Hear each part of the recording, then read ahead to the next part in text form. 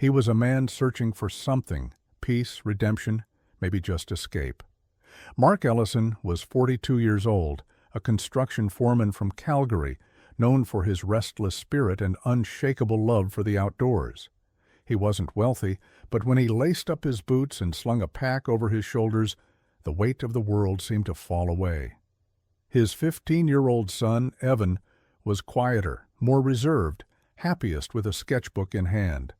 Where Mark saw mountains as challenges to conquer, Evan saw them as landscapes to capture, vast canvases waiting to be drawn. Together they shared weekends fishing, hiking, and camping, but this trip was different. This was meant to be their grand adventure, a week-long trek through the remote backcountry of the Canadian Rockies, the kind of journey that forges memories meant to last a lifetime.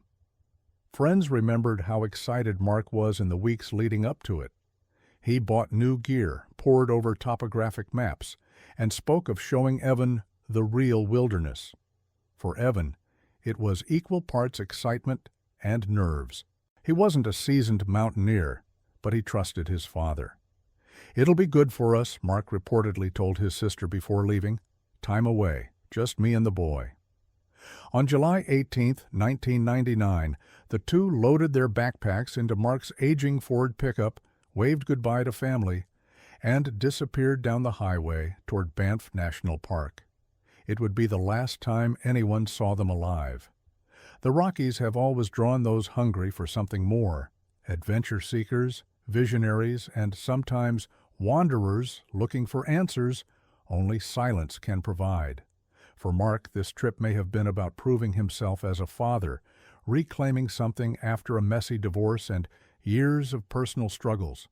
For Evan, it was about keeping up, being part of his father's world, even if that world sometimes felt daunting. As the truck disappeared around the bend that morning, neither of them knew the mountains they loved so much were about to become their tomb. The Canadian Rockies are a cathedral of stone and ice, breathtaking in beauty and merciless in danger. Their planned route cut through Banff's lesser-traveled valleys, threading along glacial rivers, alpine meadows, and jagged ridgelines where storms can sweep in without warning. They carried enough supplies for a week: tents, sleeping bags, food, and Evan's ever-present sketchbook. But in a land like this, preparation is only a fragile illusion of safety. Rangers later pieced together their intended path. From the Mistaya Canyon trailhead toward Howes Pass, then deeper into valleys few recreational hikers ever dared to go. It was a route for the ambitious, the kind that demanded stamina, navigation skills, and respect for the unpredictable moods of the wilderness. Along the way were swollen rivers with no bridges, avalanche zones scarred with fresh rockfall, and stretches of trail so faint they vanished into scree and brush. This wasn't a scenic stroll. It was a test. The contrast was stark, sunlight glinting off turquoise lakes so pure they looked unreal, while just beyond the tree-lined shadows concealed cougars and grizzlies. Temperatures could swing from warm and golden in the day to below freezing by nightfall. Every step carried beauty, and every step carried risk. For Mark, this was exactly the point. Friends said he spoke of teaching Evan resilience, of making a man out of him. But for a teenager more comfortable with pencils than trekking poles, the challenge was immense. Still, Evan followed his father's lead, snapping photos with a cheap disposable camera, sketching ridgelines when they paused for rest. Witnesses later reported seeing them in the parking lot that first afternoon, Mark adjusting his pack, Evan tightening his laces, before heading up the trail and vanishing into the trees. After that, there were no more sightings. The wilderness swallowed them whole. What they couldn't have known was that within days, the weather would turn. Storms were brewing over the Rockies, storms that would not only test their strength and endurance, but 20 years later, peel back the earth and expose the haunting truth of what really happened on that fateful trip. July 19th, 1999. It was a Monday morning when the first fleeting glimpse of Mark and Evan was recorded. A gas station clerk in the small town of Golden, British Columbia, remembered them clearly, a father buying trail mix and 2 extra bottles of water, the son hovering near the postcard rack, staring at a print of Mount Columbia. They seemed in good spirits, even ordinary. The clerk later recalled, "Nothing strange, just a dad and his boy heading out." From there the trail grows faint, pieced together only by fragments of memory. A group of hikers swore they saw a man and teenager with heavy packs near the Mistaya Canyon trailhead that afternoon. The boy's red jacket stood out against the green of the valley. One of the hikers later admitted she noticed the boy looked tired, lagging a few steps behind, while the father kept moving forward, determined. After that, nothing. They never signed into the next backcountry register. They never called home. There were no sightings on any trail further along their intended route. The wilderness had closed its grip around them. By July 21st, Mark's sister expected a call confirming they had reached their midpoint. None came. On the 22nd, she tried again, her calls rolling to voicemail. By the 23rd, worry gave way to fear. The RCMP was notified. But in those critical early days, the only evidence was silence. No abandoned car, no campsite, no discarded gear, just 2 people who had vanished into the heart of the Canadian Rockies as though the earth had swallowed them whole. For the family back in Calgary, the waiting was unbearable. A father and son were supposed to return, bringing stories of adventure. Instead, they had disappeared into a void, leaving behind only questions that multiplied with each passing hour. When the call came, the Royal Canadian Mounted Police knew the odds. In the Rockies, every day lost cut survival chances in half. Still, on July 24th, the first official search began. Rangers and volunteers combed the Mistaya Canyon trailhead where Mark's truck was found, dusty but intact, keys still in the ignition. Helicopters scoured the ridgelines, their shadows sweeping across glaciers and scree slopes. From the air, searchers scanned for anything out of place. A bright scrap of fabric, a reflective cooking pot, footprints pressed into mud. Nothing. On the ground, dog teams picked up faint scents near the lower trail, but the markers ended abruptly at a rocky creek bed where snowmelt gushed too violently to track further. The mountains had erased every sign. Search crews expanded the perimeter, Howes Pass, the Blayberry Valley, tributary canyons, but the landscape was too vast, too merciless. One ranger later described it as looking for a candle in a thunderstorm. Nights fell cold and silent, and still no trace emerged. Each passing hour thinned the fragile line between rescue and recovery. For Mark's family, the waiting turned to anguish. His sister camped at the ranger station, pleading with authorities not to give up. Evan's mother, long divorced from Mark, sat in shock, her voice breaking each time she asked, "Where is my son?" The search grew larger, more desperate. Over 50 volunteers, aircraft circling daily, experts brought in from Jasper and Yoho. But the Rockies are masters of concealment. Crevasses, talus slopes, hidden caves. They could hide anything, even a father and son who had walked into the wild and never walked out.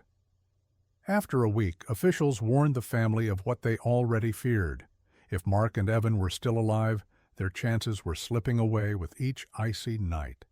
Yet still the family held on. Hope, however faint, was all they had left. Hope in the wilderness often comes dressed as deception. In the days following Mark and Evan's disappearance, search teams clung to any sign, no matter how small. On the 3rd day of the search, a backpack was reported near a stream in Blayberry Valley.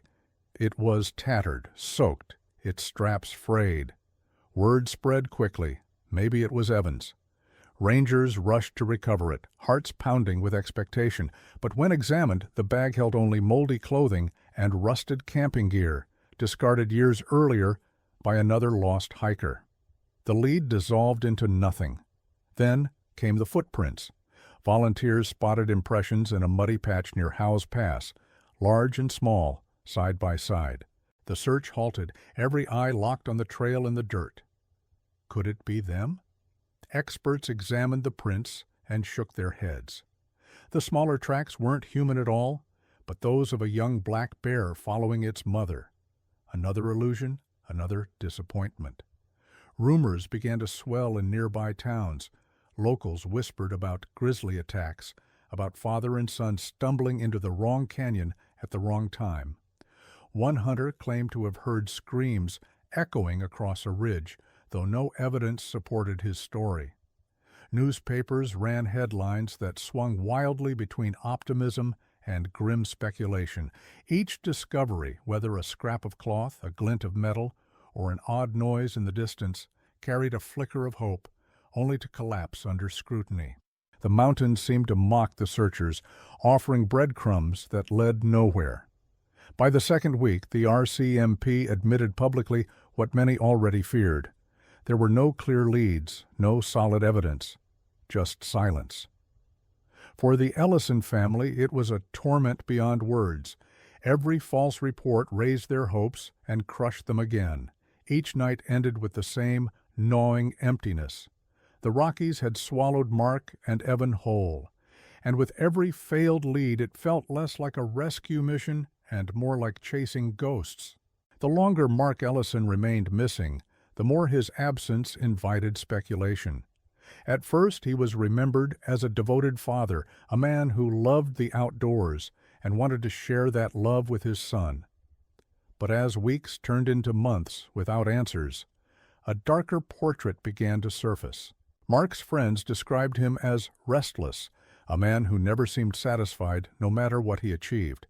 His construction job paid the bills, but debts piled up, missed payments, quiet arguments with creditors, whispers of projects gone wrong.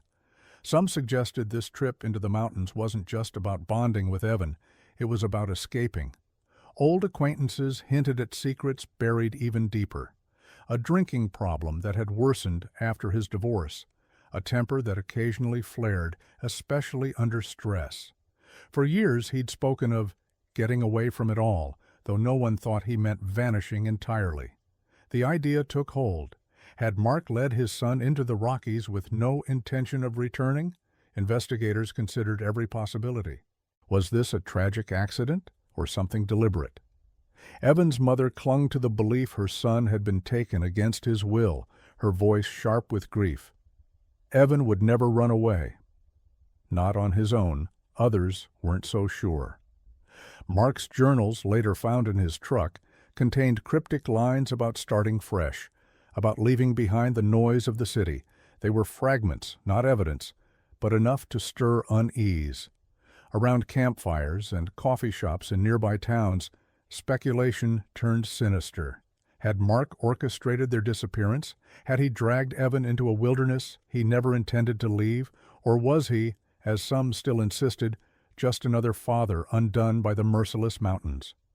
With no bodies and no answers, the father's shadow grew long, casting doubt on everything people thought they knew. The mountains had claimed 2 lives, or perhaps just one man's truth had finally come due. Evan Ellison was not a boy who spoke his mind easily. Friends described him as thoughtful, even shy, a teenager who would rather sketch the outline of a mountain than climb it. After his disappearance, classmates and neighbors began sharing something his parents had long known. Evan kept journals and wrote letters, sometimes to friends, sometimes to no one in particular. A few of those pages, tucked into backpacks and exchanged before the trip, began to surface. One letter to his closest friend, Andrew, revealed his conflicted feelings.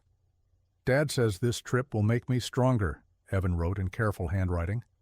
"I don't know if he means me or him." Maybe both. Another journal entry, dated 2 weeks before they left, carried both admiration and hesitation.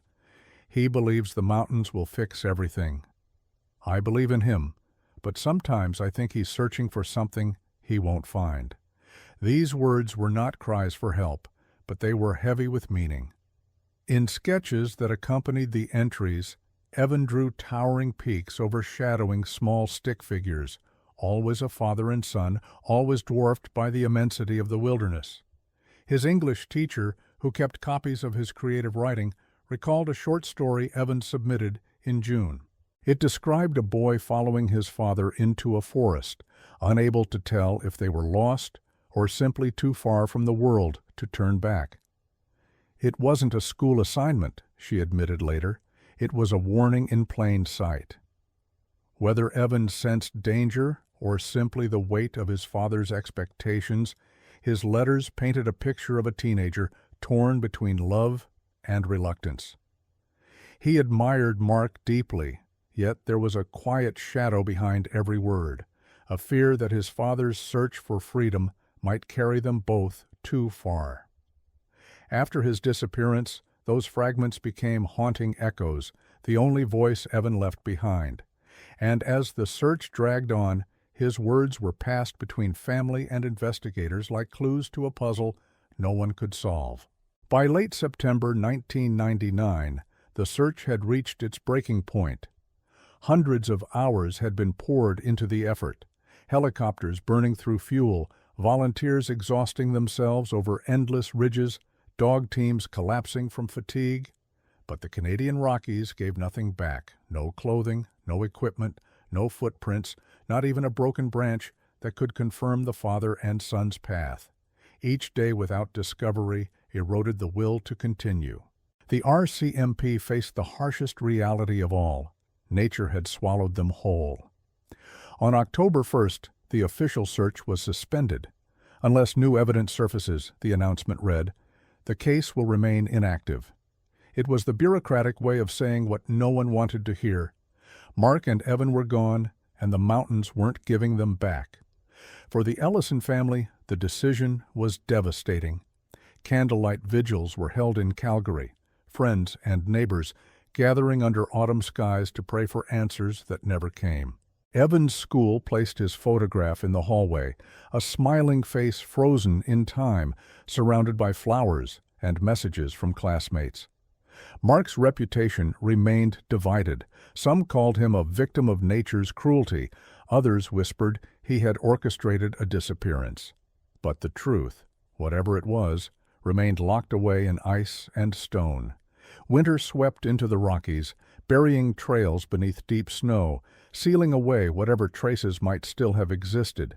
By the time spring returned, hope had thinned into something quieter, more fragile. The Ellison case joined the long list of wilderness mysteries in the Canadian Rockies, names etched into plaques, stories told in hushed tones around campfires. Families grieve. Search teams move on, but the mountains keep their secrets, and once they have taken, they rarely give back. For 20 years, that silence would remain unbroken, until one storm changed everything. 20 years is a long time for a mystery to sleep, but the Canadian Rockies never forget. In August of 2019, a historic storm swept across Banff and Yoho National Parks, the kind of storm old-timers compared to a once-in-a-century event. For 3 days, the skies split open, lashing the valleys with relentless rain. Rivers surged out of their banks, turning trails into torrents.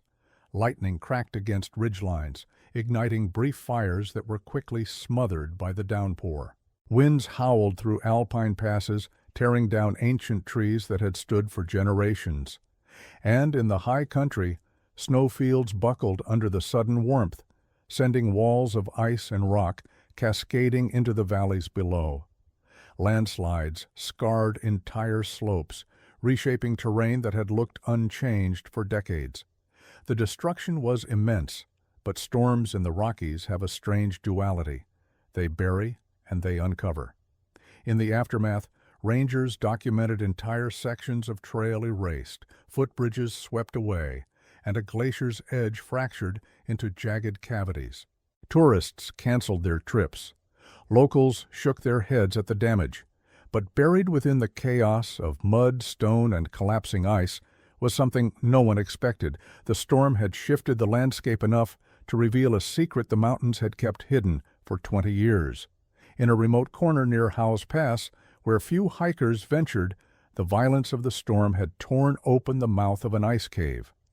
What had been sealed and preserved by permafrost for decades was suddenly exposed to daylight.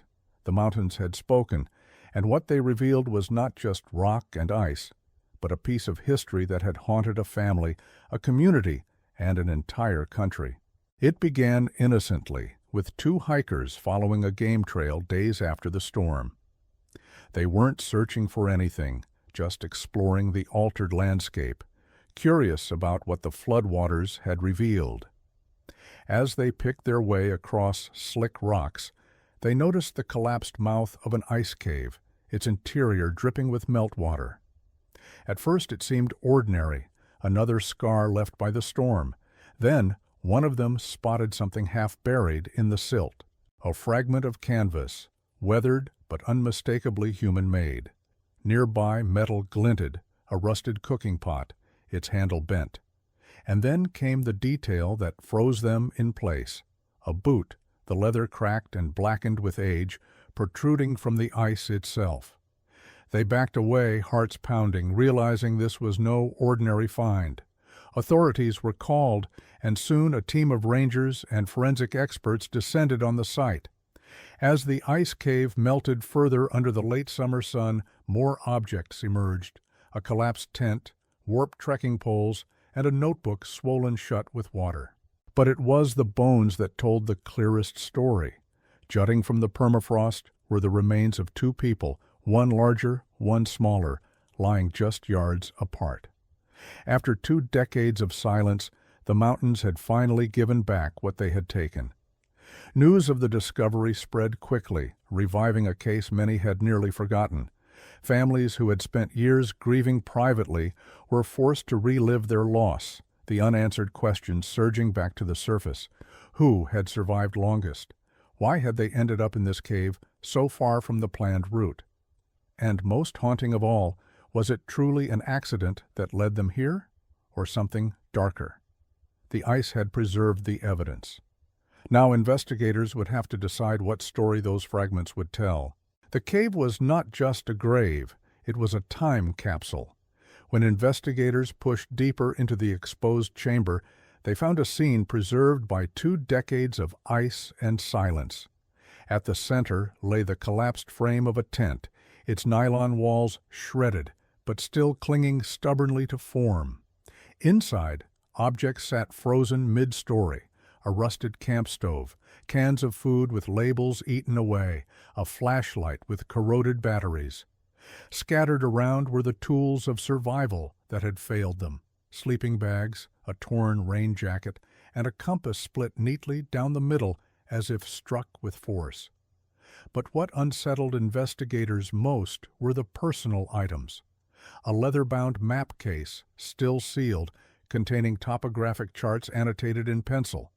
The routes traced were erratic, lines scratched out and redrawn, looping away from safety deeper into the high country. A journal was recovered, its cover stiff with ice, the pages swollen but legible once thawed.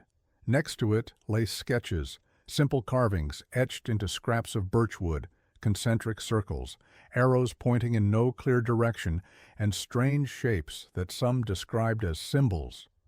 Whether they were messages, marks of desperation, or just the idle work of hands passing the hours, no one could say. The site bore no signs of struggle, no blood, no torn fabric, no predator tracks preserved in the frost. Everything suggested father and son had stopped here willingly, choosing the cave as a shelter from the storm. But the arrangement of the items hinted at something darker: gear stacked neatly, food rationed, and the wood carvings placed deliberately as though part of a ritual.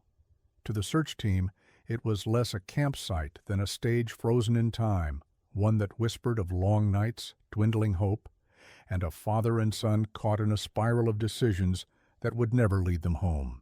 When archivists carefully separated the damp pages of the recovered journal, the voice of Evan Ellison rose from the silence of 20 years. His handwriting was uneven, the ink blurred in places, but the story was there, fragmented, haunting. The first entries were almost hopeful. Dad says the cave will keep us safe from the weather. I believe him. It feels hidden, quiet. Then, as the days dragged on, the tone shifted.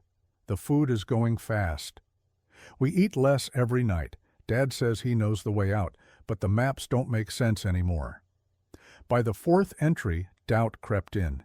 He doesn't sleep. Walks outside at night, talking to himself. Says the mountains are testing him. I think he's getting sick. Later passages grew more frantic. Evan wrote of storms that never seemed to end, of water seeping into their shelter, of his father staring at the broken compass as if it held answers. One line chilled investigators more than any other. I think he brought me here for a reason. Not just to hike. Something else. The journal ended abruptly, mid-sentence, the final words trailing off. If we don't leave soon. The rest was torn, smeared, or simply lost to time. Forensic experts debated whether the missing pages had decayed in the ice or been deliberately removed. Whatever the case, Evan's words painted a picture more complex than mere tragedy. They revealed a boy who admired his father, yet feared him, who clung to hope even as his world narrowed to hunger and cold. The journal was both evidence and epitaph, a teenager's final attempt to make sense of a journey that had slipped into nightmare. And it left behind the most haunting question of all. What exactly happened in those final hours inside the cave? The discovery of the campsite ignited a storm of speculation almost as fierce as the one that uncovered it. Experts, journalists, and armchair detectives all rushed to explain what had happened in that frozen cave 2 decades earlier. The simplest theory was exposure. The Rockies are notorious for punishing even seasoned hikers. A wrong turn, a sudden storm, dwindling supplies, it was enough to seal their fate. They were underprepared for the remoteness of that route, one survival instructor explained. Sheltering in a cave is smart, but without proper food and fire, they never had a chance. But others weren't convinced. The journal, with its strange symbols and the son's increasingly fearful entries, suggested something more complex. Some experts argued Mark had pushed his son into a survivalist ordeal, part test, part obsession. His financial troubles, his cryptic writings, his restless reputation, all pointed to a man who might have been searching for more than adventure. He wasn't just hiking, a criminologist noted. He may have been trying to prove something to himself or to the world. Tragically, his son got caught in that mission. Then there were the darker whispers. Had Mark planned to vanish, to start over in the wilderness, leaving behind debts and disappointments? The strange carvings on wood only fueled the idea of ritual or intent, though skeptics dismissed them as idle scrawls, born of hunger and boredom. Still, the unanswered questions lingered. Why had they traveled so far off their intended route? Why had the journal ended mid-sentence? And why did the campsite feel staged, almost deliberate, as if arranged to be found? Each theory held pieces of the truth, but none could explain everything. The Canadian Rockies had given back the bodies, but not the story. When DNA results came back, the confirmation was swift but bittersweet. The remains belonged to Mark and Evan Ellison. After 2 decades, the family finally had the answer they had begged for. Yet the details only deepened the mystery. The bones showed no signs of violence, no clear indication of what ended their lives.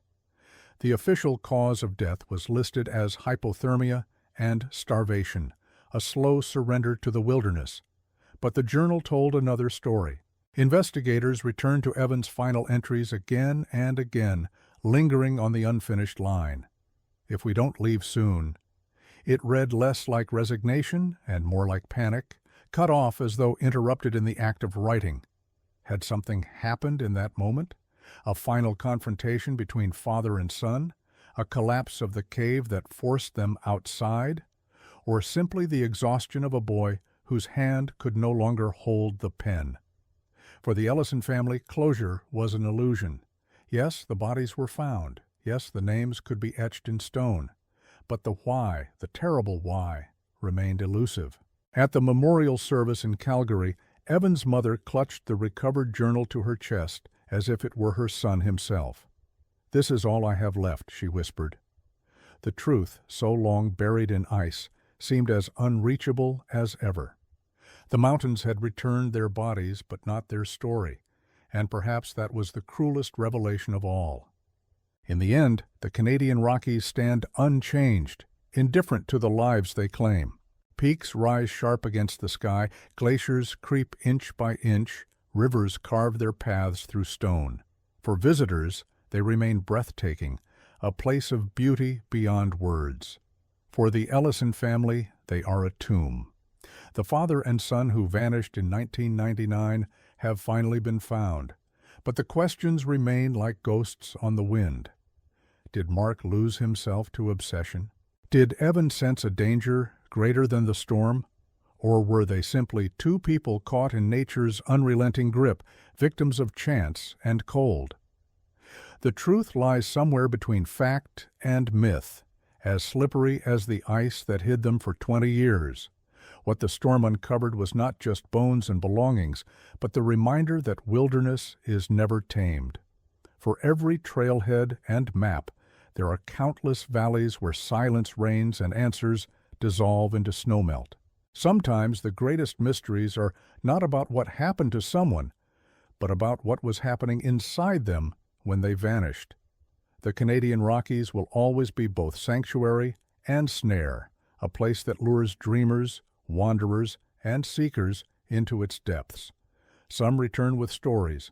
Others, like Mark and Evan Ellison, become stories themselves. And as the winds howl through the ridges, as storms tear down forests and rivers shift their course, the mountains keep their secrets. Always. This story was intense, but this story on the right-hand side is even more insane.